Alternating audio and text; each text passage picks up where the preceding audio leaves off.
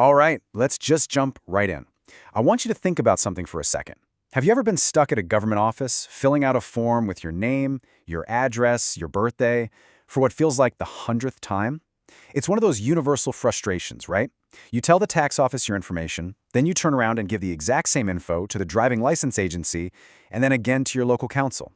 It just feels so inefficient, so outdated. But what if we could just flip that whole idea on its head? What if there was a once-only rule where you give your details just one time and all the different parts of government could securely share that information whenever they actually needed it? You know, it sounds like some kind of sci-fi dream, but there's a small European country that has made this its reality. And that country is Estonia. Welcome to e-Estonia. Seriously, this place has become a global pioneer in digital government. For more than 20 years, they've been building this truly interconnected digital society, and their story gives us some really powerful clues about how technology can completely change the relationship between you and the government. And when I say interconnected, I mean it. This isn't just about, paying a parking ticket online. We're talking about 99% of public services being available 24/7. Since the year 2000, a digital signature in Estonia has had the same legal power as when you'd write with a pen. Your doctor can send a prescription digitally straight to the pharmacy. The police can check your license right from the state register, so you don't even need to carry the card with you. It's all incredibly efficient, but it immediately brings up a huge question. How on earth do you keep a system this connected secure? Well, that brings us to the core piece of infrastructure that makes the whole thing tick. Now, this isn't one giant, scary government database. It's something much, much smarter. It's called X-Road. The best way to think of X-Road is like a super secure data highway. It lets all the different government departments, each with their own separate databases, talk to each other. So the tax office can ask the population register to check an address, or a doctor can pull up your national health record. But here's the really brilliant part. X-Road itself doesn't store any data. It's just the secure pathway for the information to travel between the agencies that actually own it. And that decentralized design, that's the key. Most places would try to build one massive central database, but that just creates this huge, juicy target for hackers, and it becomes a bureaucratic nightmare to make any changes. Estonia's model is the complete opposite. Each agency owns and controls its own data, which makes the whole system way more agile and resilient. There's no single point of failure. But even with a design this clever, a whole new kind of threat starts to emerge. See, when you connect everything like this, the nature of the risk completely changes. It stops being just about keeping outsiders from breaking in. You have to start worrying about the data itself, what the experts call data at rest. Because think about it. The ultimate nightmare for a digital government isn't just someone stealing data, it's someone silently, sneakily changing the records. What if a disgruntled insider or some sophisticated hacker could go in and alter a property deed, or change a court record, or just delete a business registration, and nobody ever knew? How could you ever trust the system again? So that's the fundamental question, right? It's not about trying to prevent every single attack. That's impossible. It's about making sure that if anything is ever changed, you will know. You need a way to create mathematical, provable evidence that your data is exactly how it's supposed to be. And to do that, Estonia turned to a very particular kind of tech.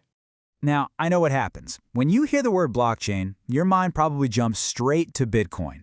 I want you to just set that aside for a minute. Because in Estonia, they're using the underlying technology for something completely different. Not for currency, but as a massive-scale integrity engine. Think of it as a machine for creating provable trust. To really get this, you only need to understand one core concept, the cryptographic hash. It's basically a unique digital fingerprint for any piece of data. You can take a document, a database record, anything, run it through a special math function, and it spits out this short, unique string of characters. And here's the magic. If you change anything at all in the original data, even a single comma or a pixel, that digital fingerprint, the hash, changes completely. This simple idea is at the very heart of their system, which is called Keyless Signature Infrastructure, or KSI. So here's how it works in a nutshell. Every single second, every single event that happens across the entire government's network gets its own unique digital fingerprint, its own hash. Then all those thousands of hashes are mathematically bundled together in what's called a hash tree until you're left with just one single top hash, a master fingerprint for everything that happened in that 1 second. And then that top hash gets added to an ever-growing, unchangeable blockchain. So what you have is your normal database, with all the records and the logs of who did what. And hashes of all that information are constantly being created and anchored to this KSI blockchain. Now, if anyone, even a system administrator with all the keys, tries to go back and change a record or delete a log entry, the new digital fingerprint won't match the one that's already been locked into history. Any tampering becomes instantly, mathematically provable. It's airtight. And it's really important to get this. This is not Bitcoin's blockchain.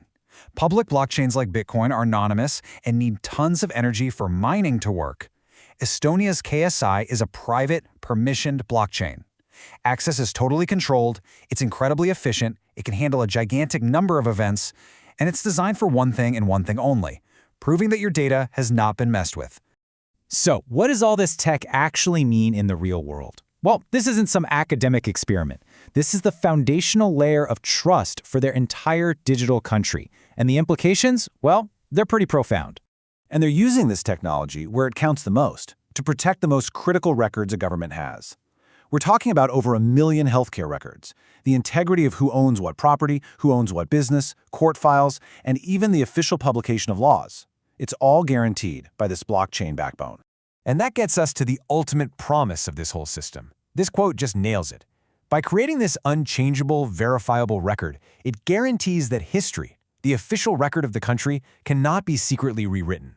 Not by a hacker, and not even by someone inside the government itself. I mean, that is a revolutionary concept. So, what's the big takeaway from all this? I think it's that we all need to think bigger about what blockchain is. It's not just a volatile digital currency. At its very core, it's a technology for creating mathematical certainty, for creating proofable trust in a world where our digital information is otherwise so fragile and easy to fake. And that leaves us with one final, massive question. In an age where trust in our public institutions feels like it's lower than ever, could a system like this, a system that gives every citizen absolute mathematical proof that their most critical data is safe and unaltered, could that be a model for rebuilding trust? Estonia has given us the blueprint. The real question is, who else is ready to follow it?